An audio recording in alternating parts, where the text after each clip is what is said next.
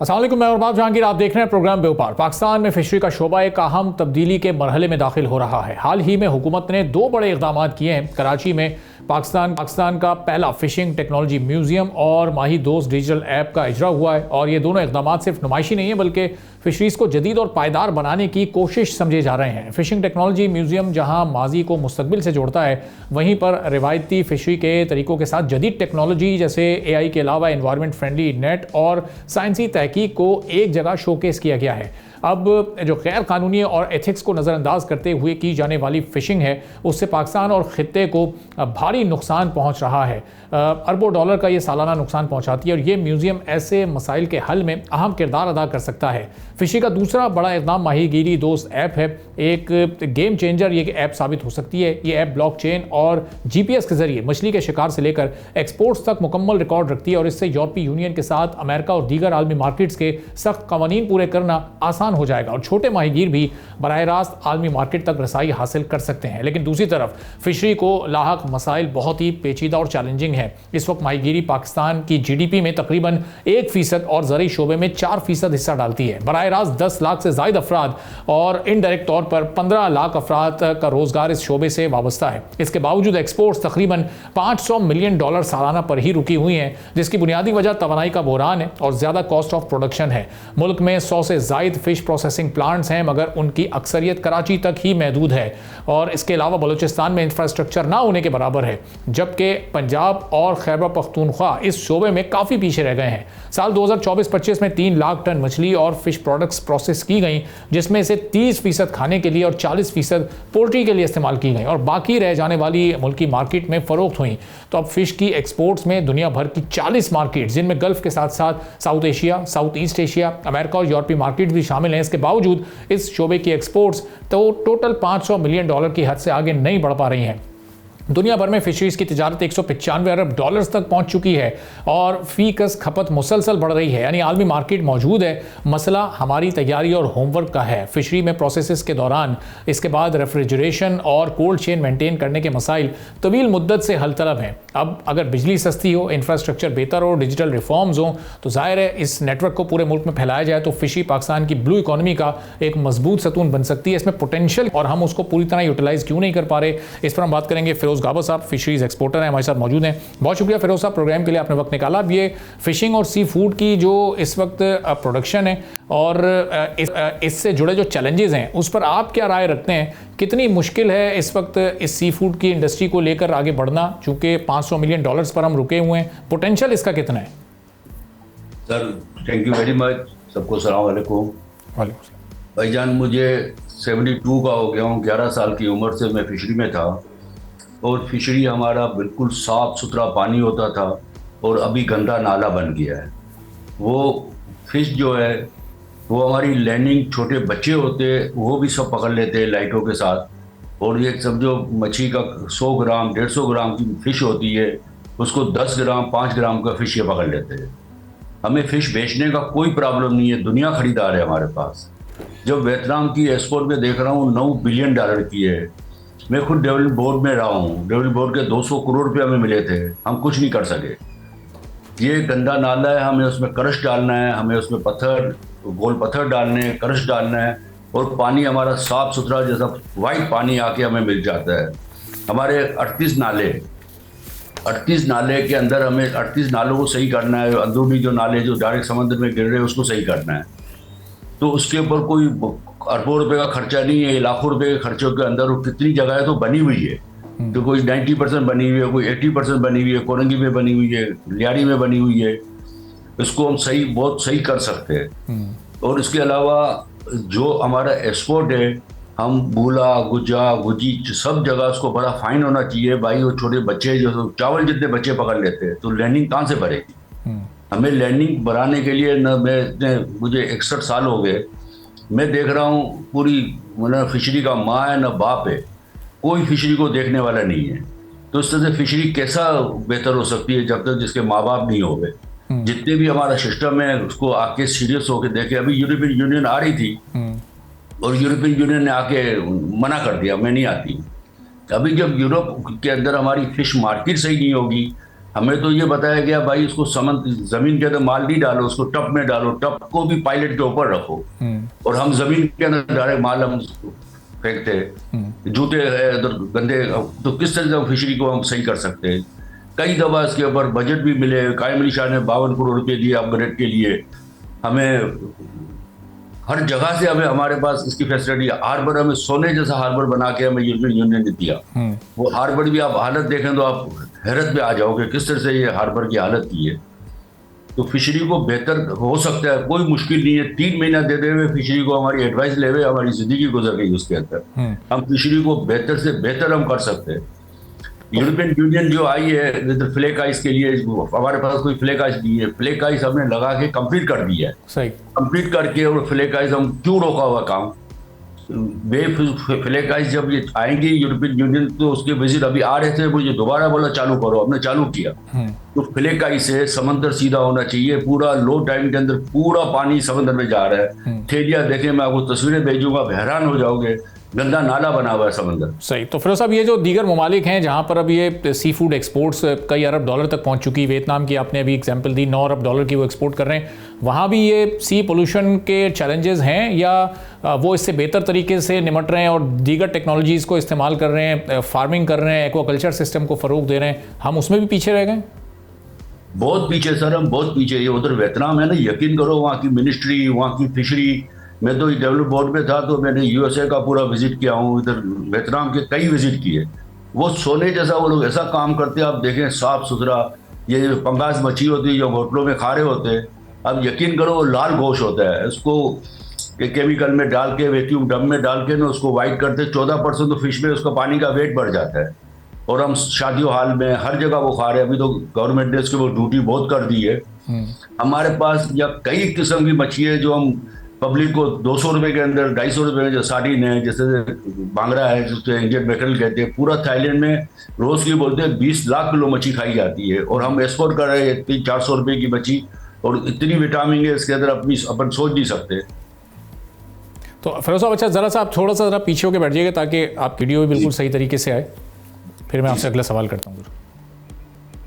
जी sir. जी बिल्कुल सही। तो फिरोज साहब, अब हमें इस वक्त क्या सूबाई हुकूमत सही तौर पर इक़दाम करे, वफाकी हुकूमत का इस वक्त ताउन चाहिए, जो फ़िशरीज़ में काम करने वाले लोग हैं या जो आप जैसे इस वक्त इस कारोबार से वाबस्ता अफराद हैं, ये जो $500 मिलियन की एक्सपोर्ट्स है, एक तवील अरसे से हम इसी फिगर पे रुके हुए हैं। अगर ये थोड़ी सी चीज़ें बेहतर हो जाएँ, सहूलियात हमें मैसर हो जाएँ, तो हम कहाँ तक अपनी इस एक्सपोर्ट्स को ले जा सकते हैं? सर अभी जो फार्मिंग हुई है दावेची के अंदर, ये फार्मिंग हुई है, ये फार्मिंग पूरे पाकिस्तान लेवल पर हो गए। ये जाती बदीन, ये 10 मिलियन, क्या हम 2 मिलियन तक पहुंचे, 10 मिलियन तक पहुंचेंगे इंशाल्लाह। हमारे पास बहुत, आप एक फिश जो है 1 लाख दाने से ज़्यादा बच्चे देती है। फिर अब आपके मई अप्रैल मई के अंदर मच्छी में सब मच्छी काटो अंडे, कोई पकड़ने वाला नहीं है। लॉबस्टर में बोलते हैं 40 लाख बच्चे होते हैं, हम अंडे वाले लॉबस्टर पकड़ लेते हैं, क्रेप हम अंडे वाले पकड़ लेते हैं। तो कोई तो देख बोला, माँ बाप होगा तो कोई इसको बोलेगा ना भाई इसको बड़ा फाइन करे, जो भी ये इस टाइप का करते। फिशरी को भी पहले एजुकेशन दे और फिर उसके ऊपर सख्ती करे।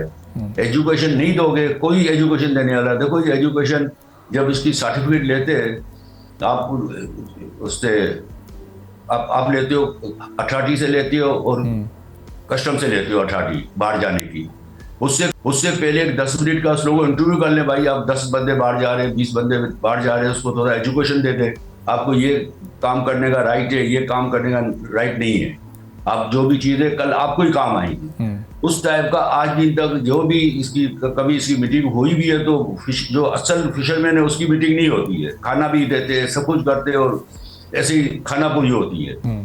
तो उसके ऊपर बहुत काम करने की जरूरत है। ये तो हमारे पास कुछ ये 5 बिलियन या 2 बिलियन करना तो ये 1 साल का काम है। जब सच्चे लोग सब आए, उसमें एक्सेस गवर्नमेंट भी हो गए, फेडरल गवर्नमेंट भी हो गए, सीरियस लोग हो गए।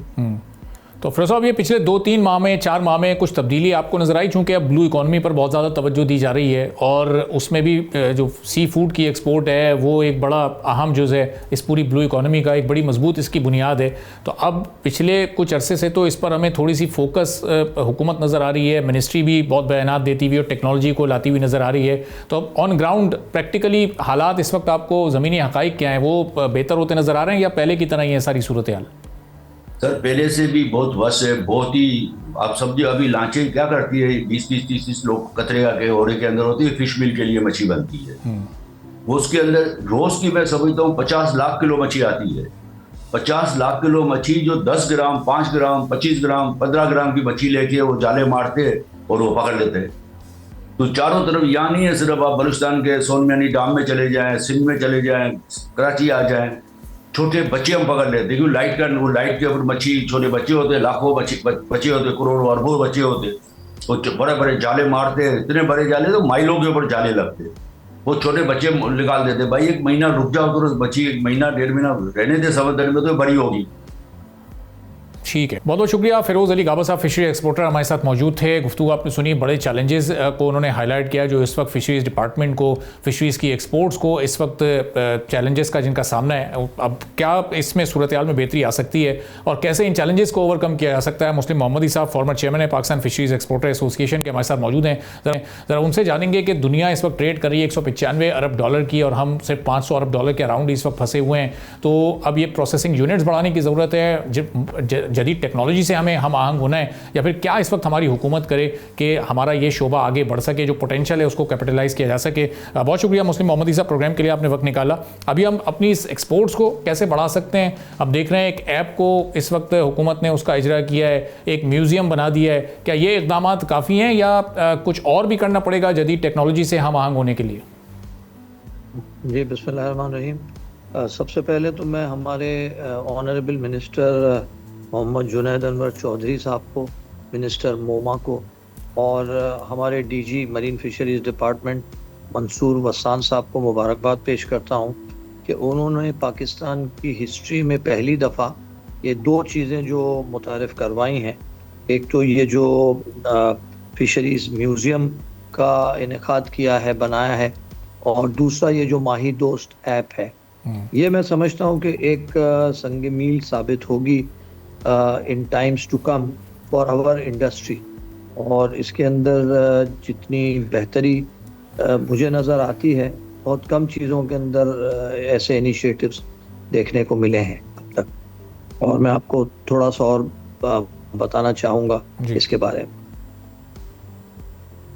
जी, तो ये 2 इक़दाम चलें उठा लिए, इससे हमारी एक्सपोर्ट्स किस हद तक बढ़ सकती हैं, इससे हमारी प्रोडक्शन में क्या फ़ायदा हो सकता है, जो इस वक्त सी पोल्यूटेड है हमारा, उस पोल्यूशन में कितनी कमी लाने के लिए इस वक्त हुकूमत संजीदा कोशिशें कर रही है। एक्वाकल्चर में जो हम पीछे रह गए, फ़िश फार्मिंग में हम बहुत पीछे रह गए, इसमें क्या कोशिशें हो रही हैं? देखिए, अभी हम बात करते हैं इसकी कि जो फ़िशिंग टेक्नोलॉजी म्यूज़ियम जो कराची फ़िश हार्बर में बनाया गया है, ये एक तरह से एकदम जो पाकिस्तान की जो क़दीम, बल्कि मैं समझता हूँ पाकिस्तान के क्या दुनिया के जो क़दीम तर्ज के ऊपर मछली पकड़ी जाती थी, उससे लेके आज तक के जो मॉडर्न टेक्नोलॉजी है उसके बारे में एनकम्पस किया गया है। अगर आप देखें तो इसके अंदर ये न सिर्फ ये कि इस म्यूज़ियम से, फ़िशिंग टेक्नोलॉजी म्यूज़ियम से, this will improve the export competitiveness of Pakistan. दूसरा ये कि ये एक तरह का national centre of research and learning और एक तरह की पॉलिसी डेवलपमेंट का एक इदारा बन गया है, जिसके अंदर पुरानी चीज़ें भी बताई गई हैं और नई चीज़ों को भी उसमें इनकॉर्पोरेट किया गया है। जैसे कि AI इनेबल्ड सोनार सिस्टम्स हैं और जो कि हेल्प करेंगे हमारी जो ओवर फिशिंग हो जाती है या हमारे क्लाइमेट रिलेटेड रिस्क हैं, उन सब चीज़ों के सद्देबाब के लिए ये बेहतरीन प्लेइंग ग्राउंड साबित होगा। और मैं समझता हूँ कि ये हमारे आने वाली नस्लों के लिए और हमारे जो रिसर्चर्स हैं और जो हमारे लोग हैं उनके लिए बेहतरीन ये साबित होगा ये म्यूज़ियम। तो और इसके अलावा उसी दिन ऑनरेबल मिनिस्टर ने जो ये माही दोस्त ऐप इंट्रोड्यूस कराई है, ये बेसिकली एक तरह से एक कंज्यूमर ट्रैकिंग सिस्टम है और ये from the catch to the table जिसको मैं कहता हूँ, ये उस तरह की ऐप है कि ये चीज़ों को आइडेंटिफाई करेगी और इसके अंदर डिजिटल कैच को कंज्यूमर्स को मालूम पड़ेगा कि ये मछली या झींगे या जो भी समंदरी चीजें हैं वो कहाँ से पकड़ी गई हैं, उसकी राउटिंग क्या हुई है, और उसकी बेसिकली ट्रेसेबिलिटी जो है वो सारी चीजें करेंगी। और इसमें ब्लॉकचेन और जीपीएस की टेक्नोलॉजी इस्तेमाल की गई है और क्यूआर कोड्स के जरिए से ये इस्तेमाल होगा। और ये जो है इसके अंदर न सिर्फ ये मुस्लिम मोहम्मद साहब, जो इंटरनेशनल मार्केट्स हैं उनको हम कैसे कैप्चर कर सकेंगे? दुनिया में इस वक्त खपत मुस्तकिल बढ़ रही है सी फूड की, लेकिन हमारी मछली की जो डिमांड या मांग है वो इंटरनेशनल मार्केट्स में वो नहीं बढ़ पा रही है, हम अपने नंबर को नहीं इंक्रीज कर पा रहे, तो वो मार्केट्स हम कैसे कैप्चर करेंगे? ये वो मैं यही अर्ज कर रहा हूँ कि आजकल क्योंकि एआई का ज़माना है और जहाँ भी हम माल बेचते हैं तो पहला सवाल यही होता है कि क्या उसकी ट्रेसिबिलिटी सही है। यानी मकसद ये कि आपको पता होना चाहिए कि वो चीज़ कहाँ से आई, उसके अंदर अगर खुदा ना खास्ता कोई प्रॉब्लम था तो कहाँ है, हर चीज़ का आइडेंटिफिकेशन का ज़माना है। तो इसीलिए ये जो ऐप है ये बेसिकली क्योंकि इसमें क्यूआर कोड्स इन्वॉल्व हैं और फिशरमैन रिकॉर्ड करेगा अपना अपना कैच डेटा, जो कि बैकवर्ड इंटीग्रेशन होके आगे भी जाएगा और उससे ट्रेसिबिलिटी होगी। और ये कंप्लायंसेस जो हमारी हैं कैच सर्टिफिकेशन की, जैसे फॉर एग्जांपल यूरोपियन यूनियन की कैच सर्टिफिकेशन है, आईयूयू के रेगुलेशंस हैं, उसके अलावा US marine mammal protection act है, आईओटीसी है, ये मुख्तलिफ इदारे हैं जो हमसे ट्रेसिबिलिटी मांगते हैं। और इस ऐप के आने के बाद और इसके इम्प्लीमेंटेशन के बाद इंशाल्लाह ये सारी चीज़ें होंगी। तो मैं बहुत पुरुम्मीद हूँ कि इससे न सिर्फ ये कि हमारी एक्सपोर्ट में इजाफा होगा बल्कि जो हमें पर यूनिट प्राइस मिल रही है वो हमें बेहतर मिलेगी, क्योंकि हम जब उनकी सर्टिफिकेशंस पर पूरे उतरेंगे और उनको फर्निश करेंगे तो ऑब्वियसली हमें उसके दाम भी बेहतर मिलेंगे जो आज हमें मिल रहे हैं जब ये सब चीज़ें हम इतनी एफिशिएंसी से नहीं कंप्लाई कर पा रहे थे। और मुस्लिम साहब, जो हमारी प्रोडक्शन है या क्वालिटी ऑफ प्रोडक्शन है सी फूड की, उसको हम कैसे एनहांस करेंगे? चूँकि अभी फिरोज़ गाबा साहब मौजूद थे, वो बता रहे थे कि लोकल लेवल पर ट्रेनिंग का बहुत फुकदान है, माहीगीरों को ये पता ही नहीं है कि किस साइज़ की मछली उन्हें पकड़नी है, बहुत अर्ली एज में वो पकड़ कर उसको वेस्ट कर देते हैं। सी बहुत पोल्यूटेड हो चुका है और गैप इस वक्त बहुत ज़्यादा होता जा रहा है, बहुत आगे जाकर इस वक्त मछली को समंदर में पकड़ना पड़ता है। तो ये वाले इशूज़ इन पर भी कोई काम इस वक्त हो रहा है? जी बिल्कुल, इसके ऊपर भी हो रहा है। और ये जो नेट्स का जो इशू है कि हम छोटे नेट्स से वो करते हैं, तो हमें अब यही हो रहा है आहिस्ता आहिस्ता कि हम लोग जो मैश साइजेस हैं उसको इस्तेमाल करें और उसके अलावा जो हमारा फिशरमैन है उसको हम एजुकेट करें। बात यह है कि बताने की ज़रूरत यह है कि अगर आप उसको प्रॉपरली आइस करेंगे, प्रॉपर आप उसको लाएंगे, तो उसके अंदर न सिर्फ ये कि वो मछली की क्वालिटी अच्छी रहेगी मगर उसमें उनका भी फ़ायदा है, उनको भी उस पर्टिकुलर मछली के ज़्यादा दाम मिलेंगे जो नॉर्मल एक दाम मिलता है। अगर वही चीज़ को आप डबल ए ग्रेड करके लाएंगे तो ऑब्वियसली उसके दाम उनको भी अच्छे मिलेंगे। और जो प्रोसेसर्स हैं हम जब उसको सेल करेंगे तो हम लोगों को भी उसके बेटर रिजल्ट्स भी मिलेंगे और प्राइसेस मिलेंगी। और ये एक पूरी कंप्लीट चेन है। लेकिन मैं समझता हूँ कि ये बहुत ही अच्छा इक़दाम है मिनिस्ट्री ऑफ मैरीटाइम अफेयर्स का, और इसमें ये एक बहुत ही विजनरी और बहुत ही टाइमली चीज़ है जिसकी बहुत ज़माने से ज़रूरत थी। और मैं समझता हूँ कि ये बहुत अच्छे वक्त के ऊपर ये दोनों चीज़ें इंट्रोड्यूस की गई। और मुस्लिम साहब, इसका पॉजिटिव रिफ्लेक्शन नंबर्स की सूरत में कब जाहिर होना शुरू करेगा? यानी एक लॉन्ग टर्म प्रोसेस होगा एक्सपोर्ट्स को ये बढ़ाने में, आहिस्ता आहिस्ता एक्सपोर्ट्स बढ़ेंगी, या ओवरनाइट कोई अच्छी तब्दीली हम देख सकते हैं कि ये 500 मिलियन से बढ़ के कोई 700 साढ़े 700 मिलियन डॉलर्स पे जाएं, फिर एक आध साल में हम 1 अरब डॉलर को हासिल करने के काबिल हो जाएं? देखिए, इंशाल्लाह मुझे बहुत उम्मीद है कि ओवरनाइट तो कोई भी चीज़ आप समझते हैं अरबाब साहब के ओवरनाइट तो नहीं होती, लेकिन ज़रूर हर चीज़ की शुरुआत होती हैं और अभी जो शुरुआत हुई हैं वो अच्छी हैं, पॉजिटिव स्टेप्स हैं। और मैं समझता हूँ कि इससे डेफिनेटली आप देखेंगे कि इससे बहुत चीज़ों में बेहतरी आएगी। यूरोपियन यूनियन के हवाले से, आईओटीसी के हवाले से, आईयूयू रेगुलेशंस के हवाले से, ये सारी चीज़ें इंटरलिंक्ड हैं। और जब हमारी ट्रेसेबिलिटी अच्छी होगी तो ऑटोमेटिकली ये चीज़ें खुद ब खुद बेहतरी की तरफ जाएंगी। तो इसके असरात आपको ज़रूर नज़र आएंगे। मुमकिन है कि जैसे आपने फरमाया कि ये कोई कंप्यूटराइज्ड एआई सॉल्यूशन तो है नहीं कि आपने बटन दबाया और उसका रिजल्ट निकला, क्योंकि ज़ाहिर है एक नेचुरल क्रॉप है, समंदर है, चीज़ें आती हैं और हमारे फिशरमैन को भी इन चीज़ों को ट्रेनिंग्स होनी चाहिए, और जब ट्रेन होंगे तो उसमें कुछ वक्त ज़रूर लगेगा, लेकिन ये चीज़ हो जाएगी। आप देखिएगा कि इंशाल्लाह मैं बहुत पुरुम्मीद हूँ कि आइंदा चंद महीनों में या कुछ अरसे के बाद ये चीज़ें एक रूटीन बन जाएंगी, जिसको आज हम ये समझ रहे हैं कि ये ज़रा मुश्किल टास्क है या हमारा फिशरमैन नहीं कर सकेगा, ऐसी बात नहीं है। और एक आखिरी सवाल मुस्लिम साहब के, ये जो इसमें फार्मिंग के मामले में या एक्वाकल्चर के सिलसिले में लोकल इन्वेस्टर्स का इस वक्त कोई रुझान है, कोई दिलचस्पी है, या उनको देखकर फॉरेन इन्वेस्टर कोई इस शोबे में कोई इन्वेस्टमेंट लेकर आ सकते हैं, और इसका इस वक्त मुस्तकबिल क्या है? चूँकि बहुत सारी दुनिया के ममालिक बड़ी कामयाबी के साथ अपनी एक्सपोर्ट्स को इस फार्मिंग के ज़रिए, एक्वाकल्चर के ज़रिए आगे ले जा चुके हैं। जी बिल्कुल, पाकिस्तान का जो एक्वाकल्चर का रिजीम है वो बहुत ही पुरुम्मीद है, और इसके जो रिज़ल्ट्स आए हैं, खुसूसन जो अभी पंजाब में एक्सपेरिमेंटल फार्मिंग हुई और जो उसके क्रॉप्स आई वो बहुत अच्छी थी, वो अच्छे दामों में भी बिकी और आसानी से बिकी। तो इसीलिए आप देखें कि आजकल इसका बड़ा रुझान है, पंजाब में भी, सिंध में भी, अब तो बल्कि बलूचिस्तान में भी ये चीज़ें हो रही हैं। और मैं समझता हूँ कि ये 2 से 3 साल में आप देखेंगे कि आपकी जो मरीन कैच है इंशाल्लाह उसके मुकाबले के अंदर ही, जैसा कि दूसरे ममालिक में होता है, आपकी कैच जो है वो बढ़ जाएगी और आपको एक्वाकल्चर का इतना सी फूड मिलेगा कि ऑटोमेटिकली हमारी एक्सपोर्ट्स 500-700 मिलियन की आप बात करें, मैं तो उसको 2 बिलियन के ऊपर देखता हूँ।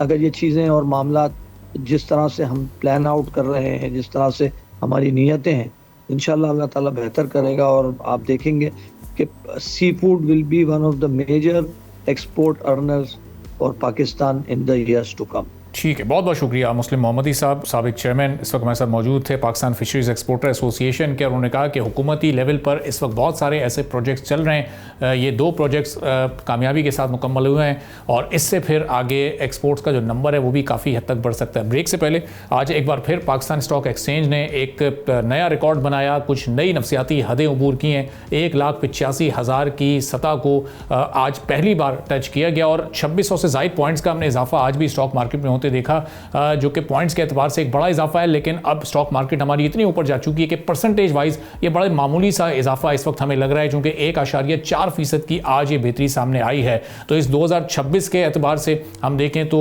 प्रेडिक्शन है कि 2,60,000 का भी इंडेक्स इस साल क्रॉस होगा और बहुत ही ज़बरदस्त आगाज़ इस वक्त 2026 का स्टॉक मार्केट ने लिया है। रोज़ाना हम देख रहे हैं कि 3200-3300 या 2,500 से ज़्यादा के नंबर्स इस वक्त इंडेक्स में ऐड हो रहे हैं, और न सिर्फ लोकल इन्वेस्टर इस वक्त इस जाने मुतवज्जे हो रहे हैं, बल्कि इसको देखते हुए कहा जा सकता है कि फॉरेन इन्वेस्टमेंट भी बहुत जल्द हमारी स्टॉक मार्केट का बड़े ह्यूज वॉल्यूम के साथ रुख करेगी, और जिस तरह 2025 में ये सिलसिला ग्रोथ का जारी रहा है उसी तरह 2026 में भी जारी रहेगा। एक ब्रेक लेंगे, ब्रेक के बाद वापस आएंगे, एक और अहम मौजू पर बात करेंगे। सब्सक्राइब करें और बेल दबाएं ताकि कोई खबर रह न जाए।